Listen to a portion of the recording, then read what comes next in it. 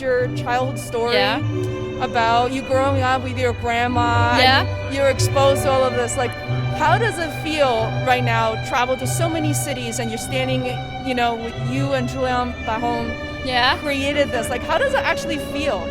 Oh, I would say that I'm so happy, because in fact it was a fight, to go until this point, Wow. And yes, it took a long time to be at this place with you. I have to fight, as I said to you, because I was a woman in a real men's world, technical men's world, and sometimes it's hard.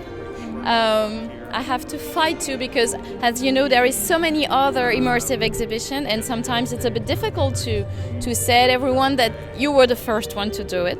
Yeah. But I feel very happy, and you have to know it's a personal thing. But 32 years ago, the first city I visited in the United States was Boston. Wow. So I'm so happy to come here because of that too. It's it's a little detail, but it's very important for me. Wow. And what I would like to say is that I feel very happy to travel with this exhibition, particularly those last 2 years, because of COVID, because of all the lockdown we have to be submitted. And Imagine Van Gogh was still open because it's a very safe place, it's a large venue, the social distances are respected, and that's very important for me. And the second thing is that, I think those kind of freedom place is probably the last weapons you have, this cultural weapon you have against COVID, against all the isolation of the people. I think it's a very good thing. Yeah. Wow. It's like I was telling Angela earlier, it feels like this is a perfect storm timing-wise for this type of art to exist. And I'm not usually that emotional when I go to like concerts and exhibitions, but the moment I entered through the door, I was trying very hard not to cry. Trying very hard, and just hearing your story.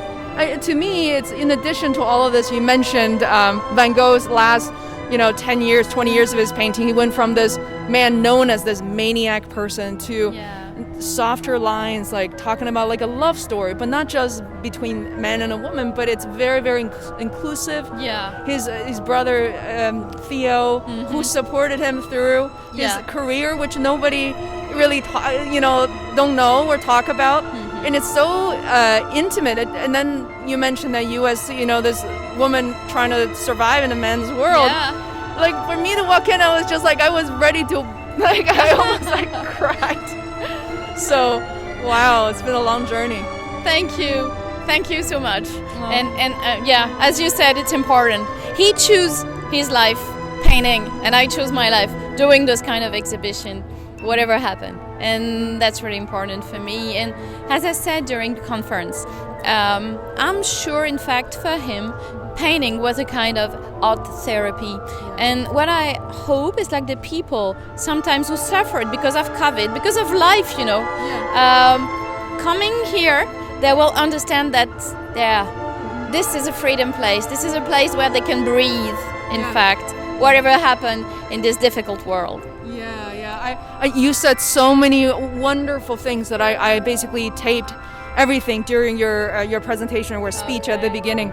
And it's so important. I know it was very well prepared. It was just such an experience for us. I've never had experienced anything like this ever.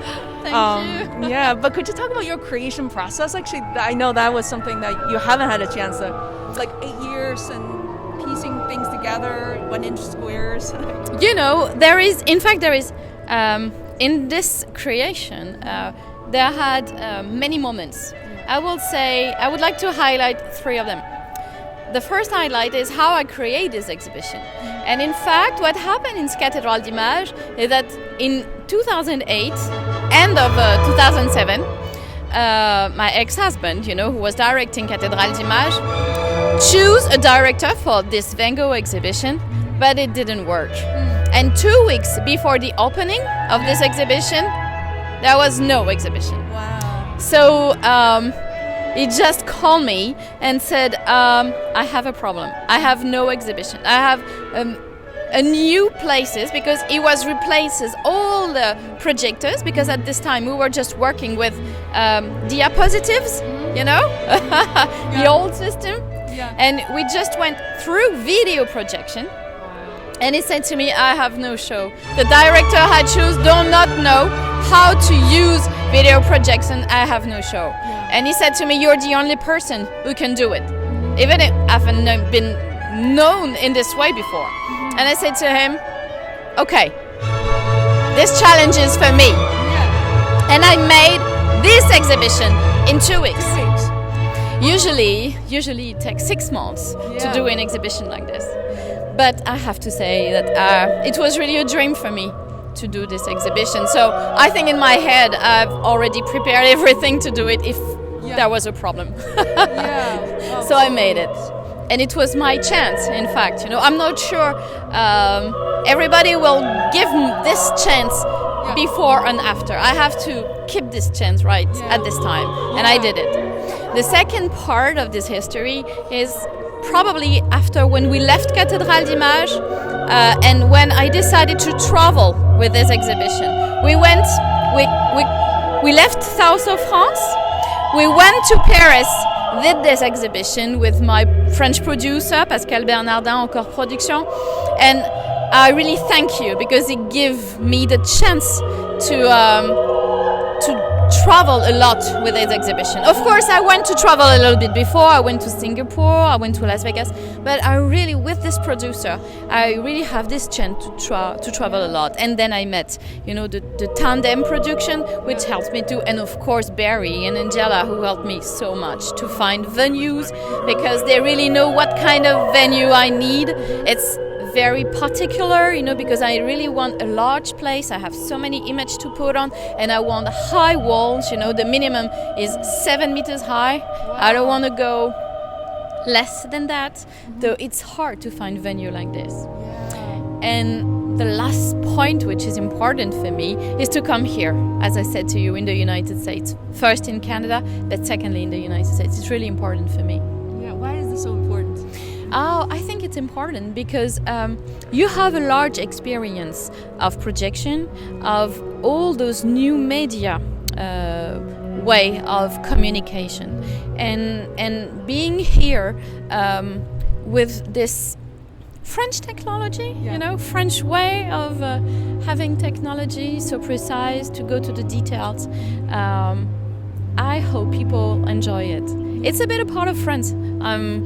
Taking here, bring here, and I know people like it. You know, I just finished an exhibition about Claude Monet. You know, the French painter, Impressionist. Yes. And as you probably know, Claude Monet was first known in the United States before France. You know, because all the academic people, in fact, didn't realize what he was doing. So I think people here in the United States are more open to understand those kind of medium to love art. You had a very strong message for other women in different, I would say in different industries to at least give this a shot, even if this is not their current career path. What would you like to say to women, younger women or women of any age, pursuing this kind of artistic profession like you? I think it's very important to communicate. You know, I'm here because of that. Sometimes I do not travel because of COVID, but when I'm here, the message for me is really to say to all those women who perhaps would love to do my job, to pursue it, you know, to follow. I will be very happy to help them. Sometimes they can write to me, you know, it's easy. You just need to write to the production, and I will always answer to everybody. It's very important for me to give this message, you know. Oh, I'm so glad, because I'm going to be one of those women who will write to you and interview, probably even in a more extended interview. I know there are people waiting, so thank you so much.